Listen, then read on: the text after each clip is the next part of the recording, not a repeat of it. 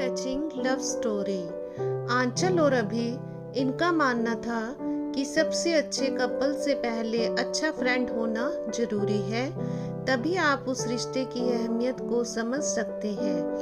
अगर आप अच्छे फ्रेंड्स नहीं हैं तो आप कभी अच्छे कपल भी नहीं बन सकते हैं। और इनकी इसी सोच की वजह से वे अपने क्लास के ही नहीं बल्कि पूरे स्कूल की सबसे अच्छे कपल थे। इन दोनों के बीच का रिश्ता इतना गहरा था कि कॉलेज का हर कपल इनसे जलन महसूस करता था। लेकिन वहीं पर कुछ लोग इनकी तरह बनना भी चाहते थे और ये दोनों पढ़ाई में भी बहुत अच्छे थे।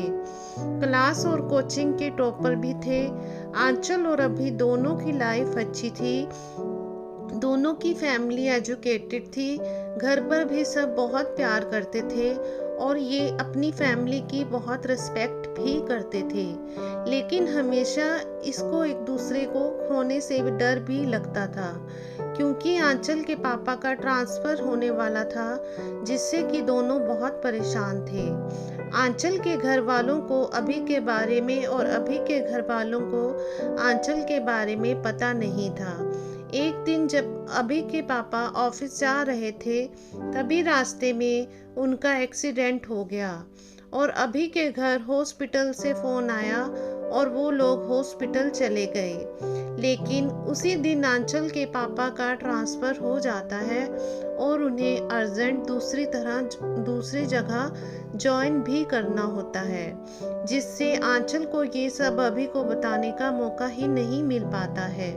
और जब वो कॉलेज जाती है तो वहाँ पर अभी नहीं होता है, और जब वो अभी के घर जाती है तो वहाँ पर भी कोई नहीं होता है, जिससे अभी को वो ये सब नहीं बता पाती है।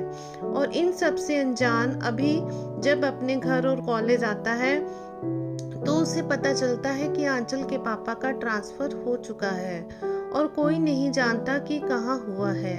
इन सभी से अभी टूट जाता है और उसके घर वाले ये देखकर उसे विदेश पढ़ने के लिए भेज देते हैं और अभी आंचल को भूलने के लिए भी चला भी जाता है और वो पढ़ाई ख़त्म करके वहीं पर नौकरी करने लगता है और वहीं पर सेटल भी हो जाता है।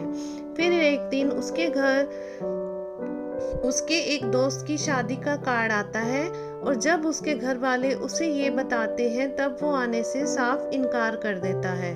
लेकिन बाद में वो अपनी फैमिली के रिक्वेस्ट पर चला आता है, क्योंकि वो 8 साल से घर नहीं आया था।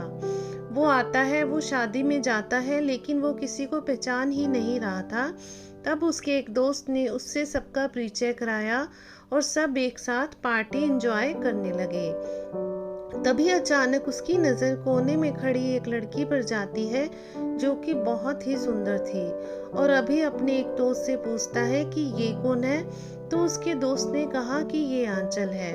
इतना सुनते ही अभी की खुशी का ठिकाना नहीं रहा, लेकिन फिर उसे याद आता है कि वो पिछले 8 साल से बाहर था और इस बीच ना जाने क्या क्या हुआ हो, शायद उसकी शादी भी हो गई हो।